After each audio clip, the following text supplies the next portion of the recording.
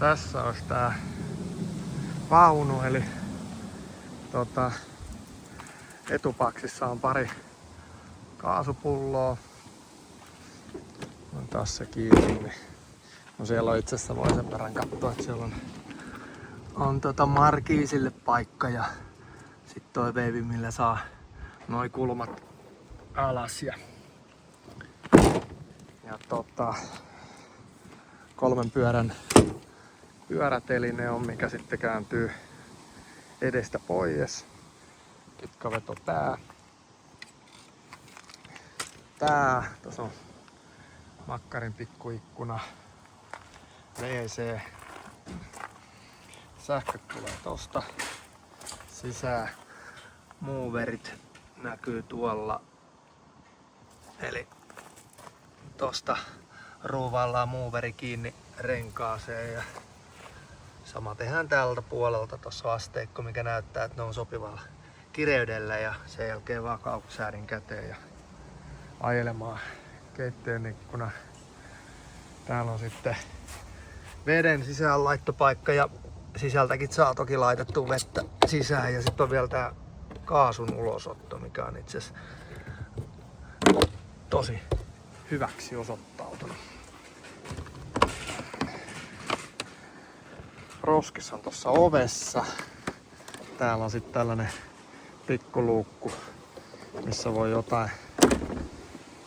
Ollaan tällaisia hanskoja pidetty, työhanskoja, vaikka vessaa tyhjentelee. Käyttöliittymä heti tästä saa itse asiassa tällaisen pikkuvalon päälle tosta tai sitten täältä niin yhdellä napsautuksella saa tallennettua halvemmat valot, mitkä syttyy sitten.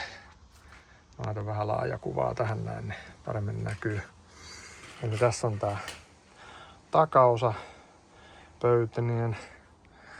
Täällä on sitten näitä kengille on laitettu tonne vähän alustaa lähinnä talvikäyttöä varten, ettei kosteus tee pahaa.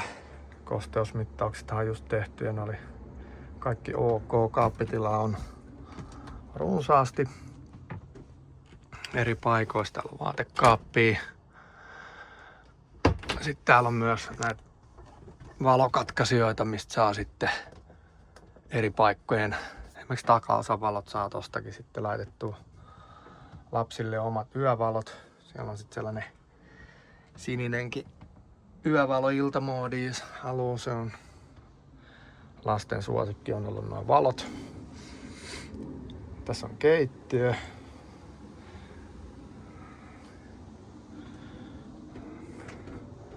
Telkkari on tuossa kulmassa seinässä. Siellä on lisää sitten kaappitilaa.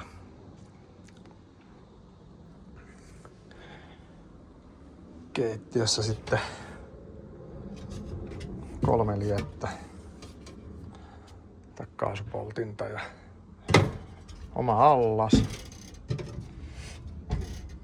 Täällä on sitten sähköpistoketta kanssa, mitkä saa ulos tosta esimerkiksi kahvinkeitintä tai jotain muuta varten ihan kätevä. Täällä on sitten näitä kuiva-ainekaappeina. Me on pidetty näitä sitten mikro siinä. Tuossa on asennettu tällainen lisätehostus tuohon jääkaappiin, josta sähköllä käyttää niin, ja on oikein kovat helteet, niin voi puhti loppuun, niin se vähän auttaa sitten se ulkona tuuletin, mikä vähän parantaa tilannetta. Kaasullahan se on yleisesti vähän tehokkaampi, mutta aika kovat helteet saa olla toki, että se alkaa yskiä. Sitten on täällä lisää kaappitilaa takana. Oma pikkukylppäri, missä on sitten aika hyvin säilytystilaa. Vähän aulaa. Lisää säilytystilaa.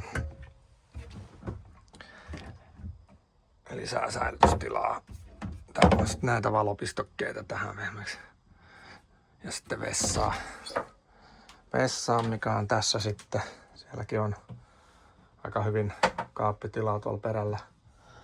Laitettu tollanen kuivaustanko tohon, minkä saa kyllä irrotettua tosta ihan pikaisesti, jos haluaa. Se on ihan hyvä ollut käytännössä. Samanlaista on tänne lisätty kengille lisätasoa nämä kanssa pois, jos haluaa. Ja vähän tollaista kosteutta imevää mattoa. Talvella hyödyllisiä. Tuo on kans pistoketta takaosa, että saa sitten valot pois takaosasta. Lukuvalot ja nämä tunnelmavalot. Ja kaikissa ikkunoissa on hyttysverhot, pimennysverhot. Sama katossa. Pari kattoluukkuu, mitkä saa auki sitten. Näin ikään. Tähän muuta. Täälläkin on vielä ihan mukavasti kaappitilaa. Syvät kaapit siellä ja tonnekin on piilotettu vähän kaappitilaa tai tollaista paikkaa.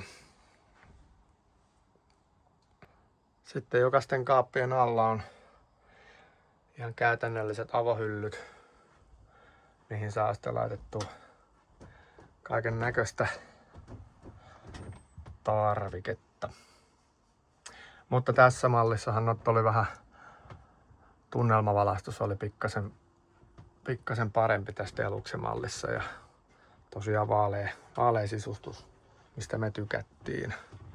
Ja mehän siis omistetaan tää veljen kanssa ja nyt ollaan myymässä tätä sitten. No, keittiössä on vielä nämä tilavat vetolaatikot sitten kaikille keittiötarvikkeille ihan hyvin. Sinne on kyllä mahtunut kaikki ja maustekaapit löytyy ja kaikki sitten vielä sillit